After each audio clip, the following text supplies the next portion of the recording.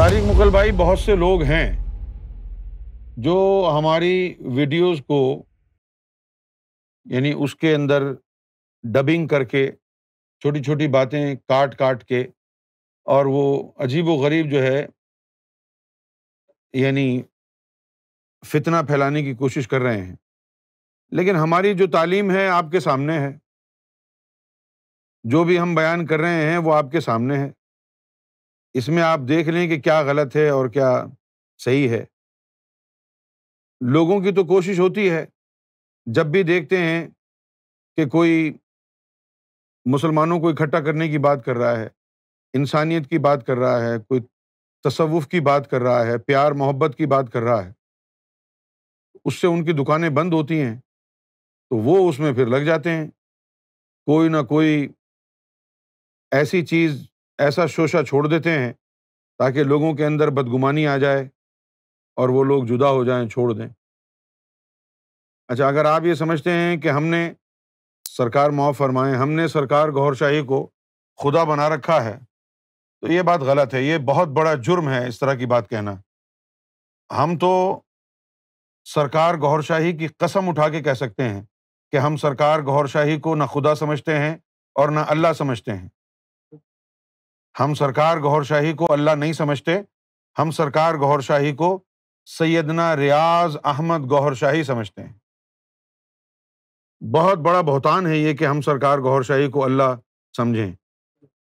ابتدائی دنوں میں جب ہم یعنی نئے نئے سرکار سے وابستہ ہوئے اور سرکار کی محبت میں اضافہ ہونے لگا تو بہت سارے بزرگان دین کی کتابیں پڑھ کے، بلے شاہ کی کتابیں پڑھ کے، بہت سارے بزرگوں کی کتابیں پڑھ کے ہم لوگ بھی کہتے تھے کہ بھئی سرکار خدا ہیں، سرکار ہمارے اللہ ہیں، ہم بھی کہتے تھے۔ لیکن ہم کو پھر سرکار نے بٹھایا اور سمجھایا کہ صرف اللہ اللہ ہے، یہ ایسا مت بولو، ہمارے لیے مت بولو کہ ہم اللہ ہیں۔ اور ایسے بہت سارے سوال جو ہے لوگوں نے سرکار کی بارگاہ میں بھی کیے کہ بھئی آپ کے بہت سارے ماننے والے آپ کو اللہ بولتے ہیں، تو سرکار نے فرمایا کہ میں تو نہیں بولتا، اگر وہ بول رہے ہیں تو تم ان سے بات کرو، ان پہ فتوے لگاؤ، میں نے تو نہیں کہا۔ تو ابتدائی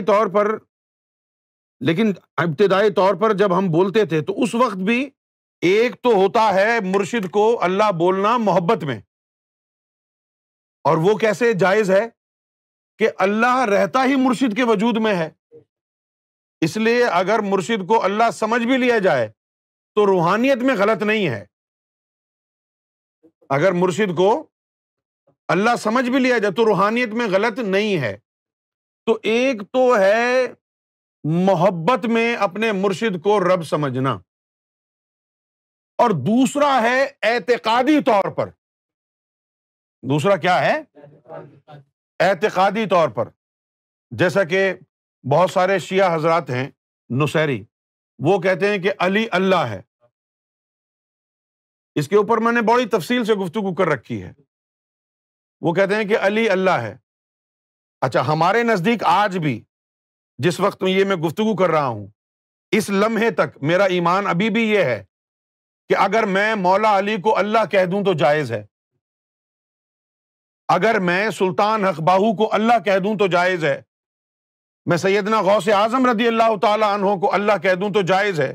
کیوں جائز ہے؟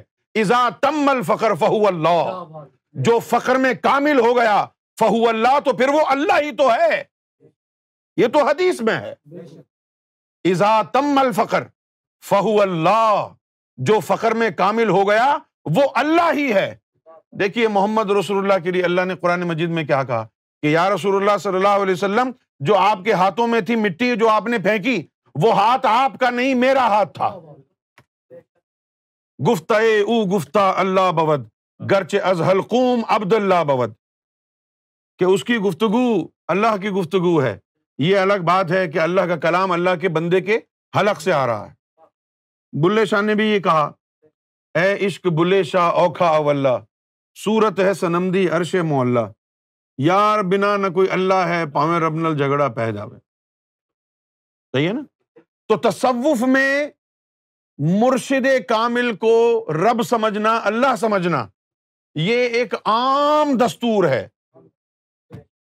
مرشد کو اللہ سمجھنا یہ ایک عام دستور، اور بہت سے احباب تصوف نے تو یہ بھی کہا ہے کہ اگر تیرا ایمان و عقیدہ یہ نہیں ہو کہ مرشد میں رب بستا ہے تو فیض ہی نہیں ہوگا.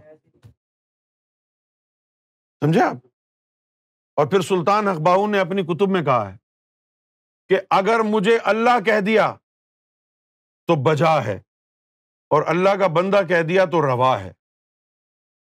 تو اپنے مرشد کے لیے یہ گمان رکھنا کہ میرا مرشد میرا اللہ ہے، یہ روحانیت میں عام ہے. اچھا، دوسری طرف آئیں، اب میں بات کروں گا علمی اور اعتقادی. یہ سوچا جائے کہ جو عرش الہی پر اللہ ہے وہ اللہ میرا مرشد ہے، اور اب عرش الہی خالی ہے، وہ کچھ نہیں ہے، یہ کفر ہے. یہ کفر ہے. تو اگر ہم کہتے ہیں، اچھا پہلے کہتے تھے ہم، اب جب ہم نے دیکھا کہ عام لوگوں کی سمجھ میں بات یہ نہیں آتی ہے تو ہم نے اس طرح کہنا لوگوں کے سامنے چھوڑ دیا.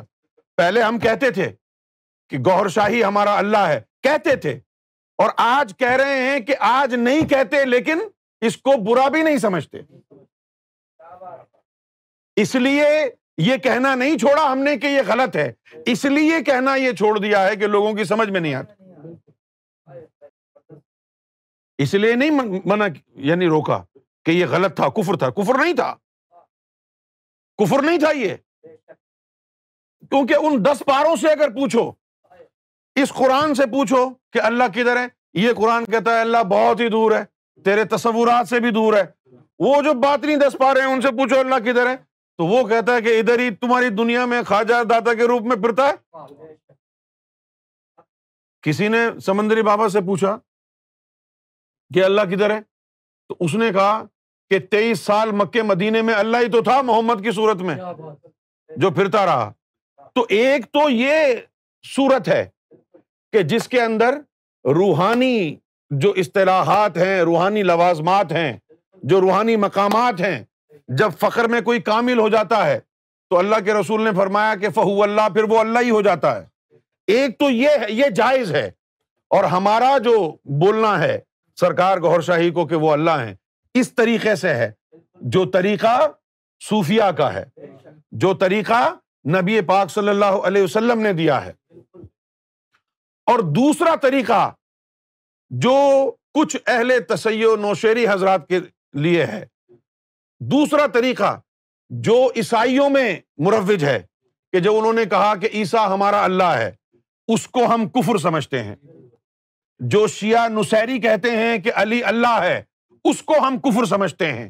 اور یہ جو تصوف کے ذریعے، فقر کی تعلیم کے ذریعے، اذا تم الفقر فہو اللہ کے ذریعے اپنے مرشد کو اللہ سمجھنا، یہ ہمارے نزدیک کل بھی جائز تھا، آج بھی جائز ہے، کل بھی جائز ہوگا، یوم محشر میں بھی جائز ہوگا. پھر بھی ہم کہیں گے گوہر شاہی ہمارا اللہ ہے، کیونکہ یہ تعلیم مصطفیٰ نے دی ہے. اذا تم الفقر فہو اللہ.